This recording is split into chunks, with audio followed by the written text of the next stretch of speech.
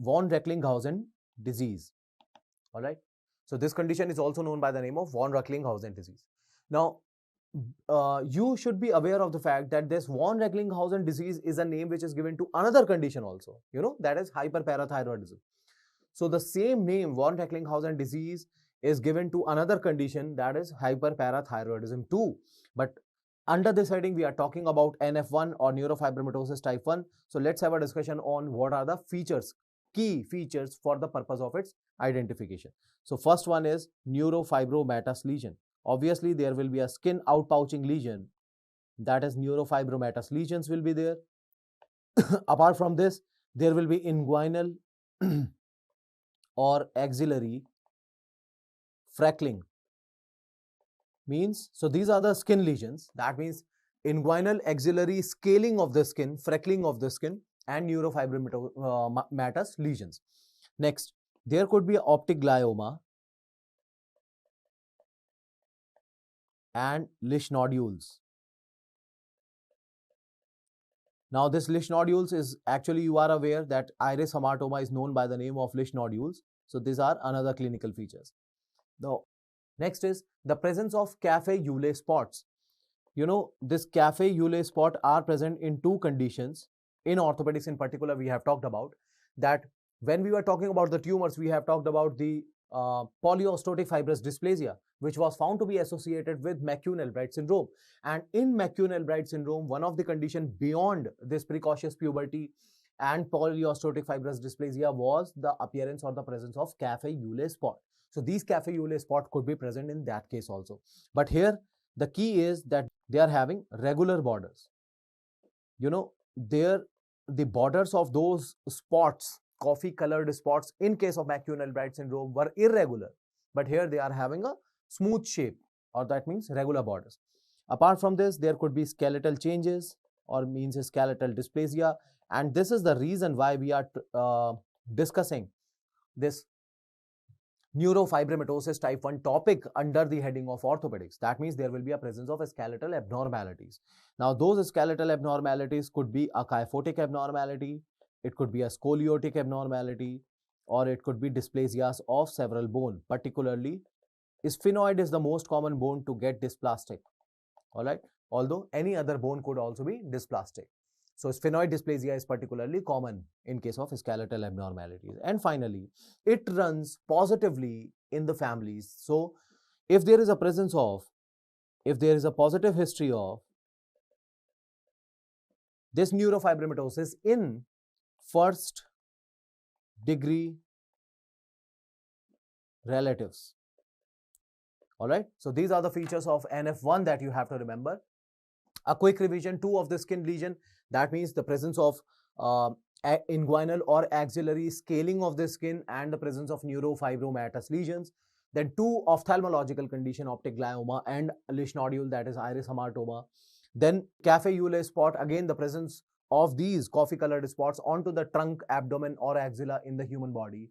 And then skeletal abnormalities, it could be a kyphotic, scoliotic or dysplasias of several bone with a positive family history in first degree relatives. So these are the 7 criteria.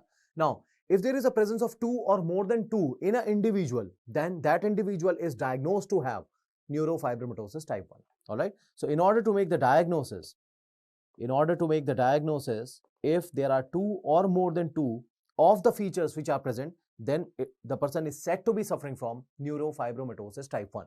Now, what is the most common question that you get out of this particular topic is that all of the following are the component of NF1 except. Now, in that exception, particularly they used to give you the option of either deafness or inner ear disease or vestibulocochlear occlusion or the vestibulocochlear lesion. That means 8th cranial nerve lesion. Now, why they are giving you this particular option to rule it out? Because that is the option which is specifically associated with NF2.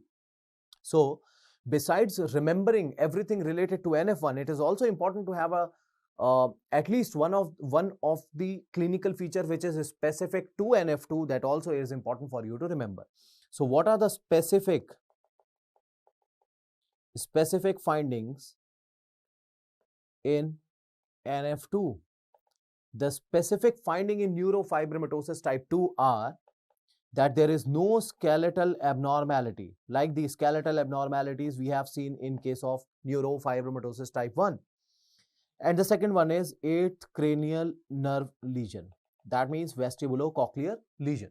So if they give you a clinical feature of a deafness, if they give you a clinical feature of inner ear disease or vestibulocochlear nerve lesion, so it is not specific for NF1, it is a finding which is specific for NF2. And that is the reason why it is given in your question to rule it out.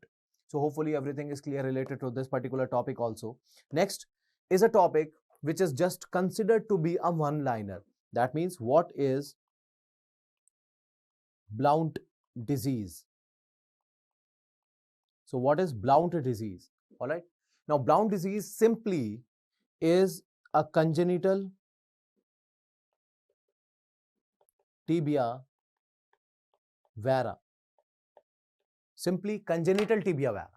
Congenital tibia vara means since birth there is a varus deformity in the knee because of abnormality in the structure of the tibia. So that is what the congenital tibia vara is.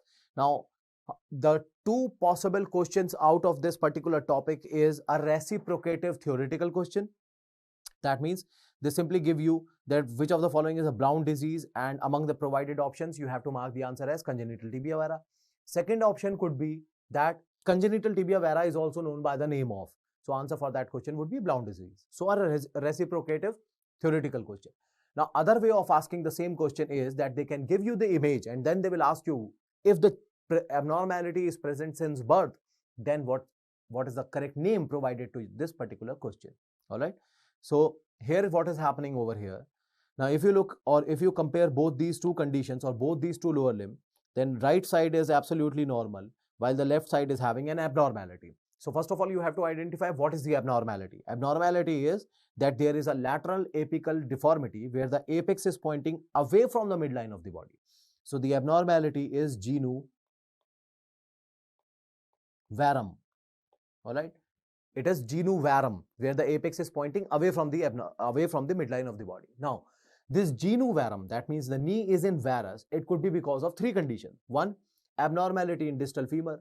Two, abnormality in proximal tibia.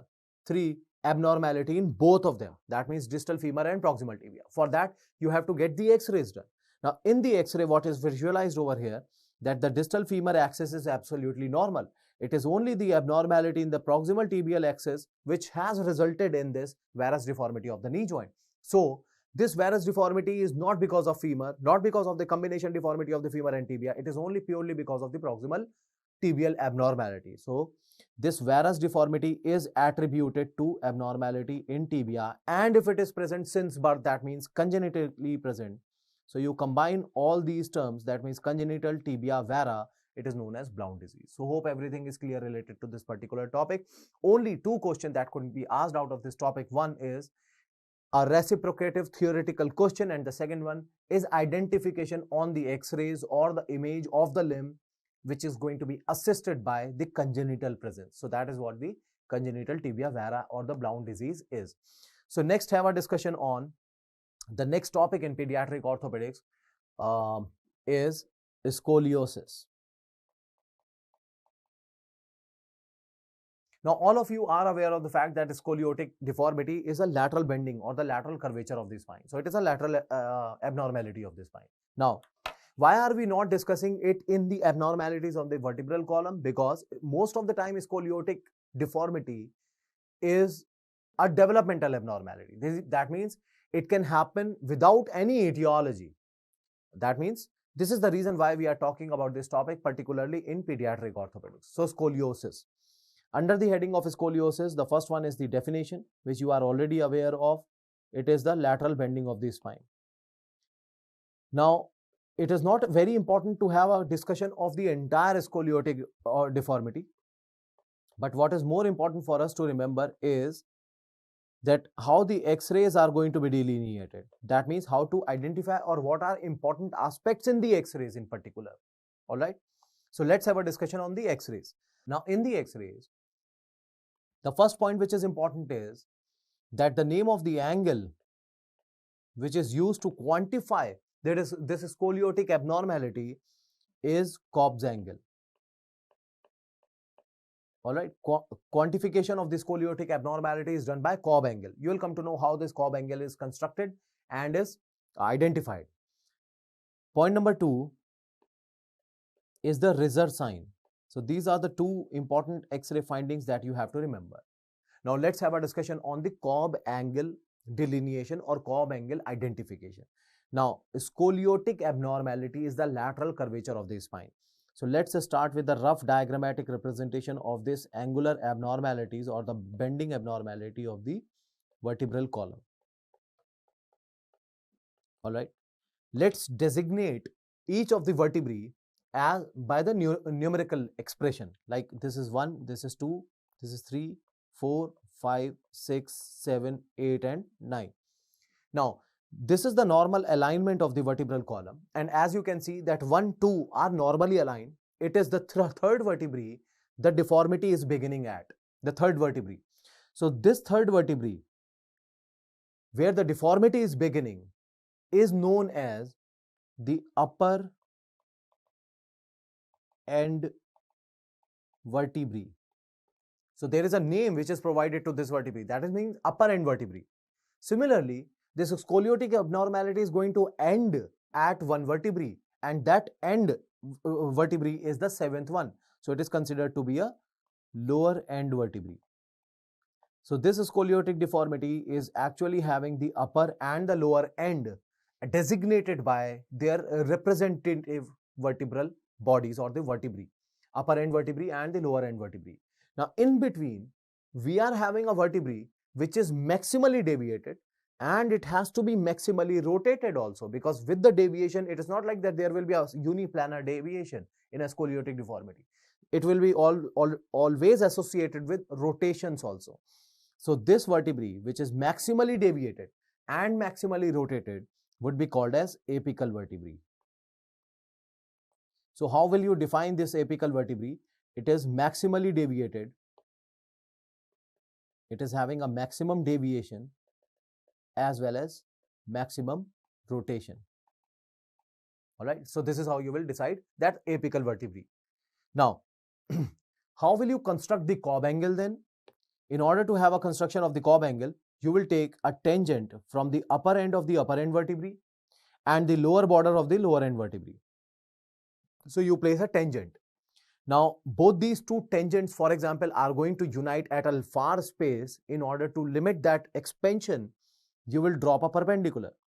Now the perpendicular is dropped at both these two tangents. The angle which is constructed in between, now this angle which is constructed in between would be referred as Cobb's angle.